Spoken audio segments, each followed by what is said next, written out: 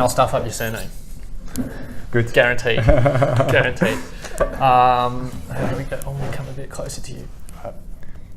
Welcome back to Koa Sports Media. My name is Tim Ballintine, and today I'm joined by Joel Liebi. Is that right? Liebi. Liebi. Oh. Isn't there an L at the end? No. Is that This is always just said Edward here. I always stuff up people's surnames. It actually means laugh. Really? It's Swiss German for laugh. So Really? I always get on the hotlines. Oh, you have such a nice surname. I'm probably not the first to say that. Yes, Do you know something funny? Because my surname's Ballintine and Valentine's Day, and I get almost the same sort of thing. But if yours actually means love, it's quite misleading though. You're not very loving. I'm brutal. So, mate, live and work in Singapore, and you have a big young family as well. This is going to be a great one for people watching because how you manage to balance it all is phenomenal, in my opinion, but you get it done, and it comes really to the core of, I think you're just an incredibly driven person, and you've got quite a nice office as well. The corner office, you know when you've made it, right? Anyway, so let's kick things off. So how long have you been in Singapore? So 2 years now, exactly. 2 years in Singapore, and before that in Switzerland, Europe. And that's home. Switzerland is home, yeah. I got that right. Yeah, that's correct. I always like on your Strava when you go back home, and particularly when it's winter there, and you do a lot of that ski mountaineering, and that's amazing training. Yeah, no, it's definitely complete opposite to Singapore. So we get the seasons, we have the mountains, we have snow. So yeah. You only just mentioned when we were coming up the elevator, when you go back home, so obviously Singapore is really hot and humid. Then you go home, it's the same effect, but the opposite. It's hard for your body to adapt then to the cold, right? Yeah, yeah. Do you find that affects your energy when you're back in Switzerland?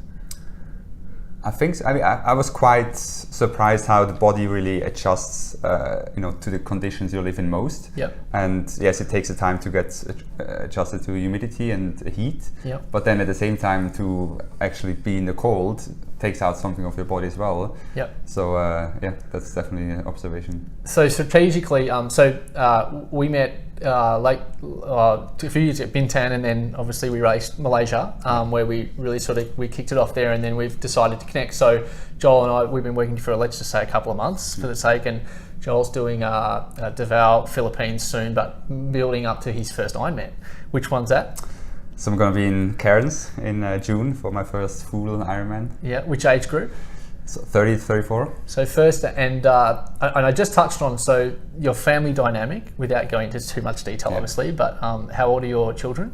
So 4.5, 2.5, and 8 months. So the 3 kids under 5. 3 under 5. And you sign up for your first Ironman. That goes against pretty much every, but any textbook out there. Probably. Any textbook, but I think that speaks volumes to sort of. No, I always say it's probably better that I only started triathlon after we had our first few kids, because otherwise I would get used to training without kids, which is definitely probably a different situation. But why did you start tries? What got you? So my first triathlon was the day before our second child got born. Oh. So there was you had to finish on time, right? Where was that? In Zug in Switzerland. Okay. So it was an Olympic distance.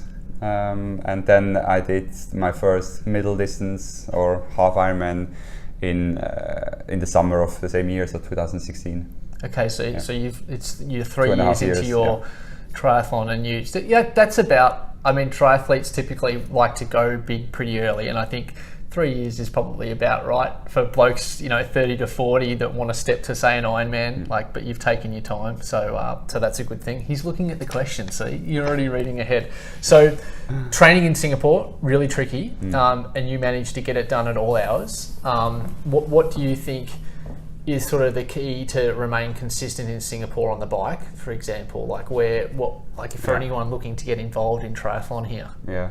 I think on the bike, I do during the week more or less all the training on the indoor. Yep, that's true. Yep. So use Zwift, smart trainer. Yep. A good smart trainer. Yeah, a good smart trainer, and I think that's just what you get out for the time. Is I think you can't get outdoors. Great. But then usually on the weekend I'll do 1 or 2 rides outdoors. Yep. Yeah. And then trying to, typically when we try to run longer off the bike, it gets, pretty uncomfortable here pretty early in the day. So you try and start pretty early with your rides? Yeah, I think in Singapore also with traffic and the heat that comes on later, we hit the road sometimes 4 or 5 o'clock. Yeah. So when I'm running, it might be 8, 9. Yeah. But still not the midday heat, which it warms up late here, but it holds like by 3 o'clock. It's just brutal. Yeah. I think that's really important. Like obviously with a young family too, you just get up and if you need to get up at 4. And you travel a lot with work, so throw that. I mean, it's international travel, right? Yeah. Like, so this past month, just name some of the cities you've been in the last month. Yeah, last month, so I just came back from Shanghai and Bangkok this week, then Hyderabad, Delhi, Mumbai 2 weeks ago, Hong Kong. But you had green lights pretty much all the way through on Training Peaks. But what Joel's really good at, guys, is he's really good at looking up the road, so to speak, and putting in icons a few weeks in advance with your schedule. Things change, obviously, but then we're able to collaborate really well with even just maximizing, hey, Tim, I've got an extra 45 minutes here. Can you, can you beef this session up? And that's where this is a really successful partnership, just to explain, because it's a collaboration and it's not, you don't just settle for what's there. You'll challenge me as a coach too and say, hey, and ask questions, which I really like. So in terms of, your first Ironman coming up, would you say you're more excited or nervous about your first Ironman? I think it's a bit of both. What are you excited about? I think it's just it's definitely something new. I mean, there are unknowns. I think certain things you can train for, and if you get an idea, and especially with a coach, he can give you some ideas of what actually the training means in terms of what you can execute potentially on the race. Yep. But then there's still so many factors that on that day there will be news, and I think that's also the exciting part. Cairns, the beauty is you could get eaten by a crocodile, or you could die of cramp. So it's like two extremes. Or in the murky water. That's right. But it's only ankle deep. Correct.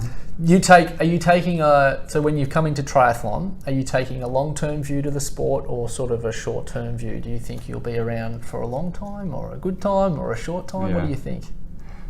I think it's more a lifestyle than just ticking something off.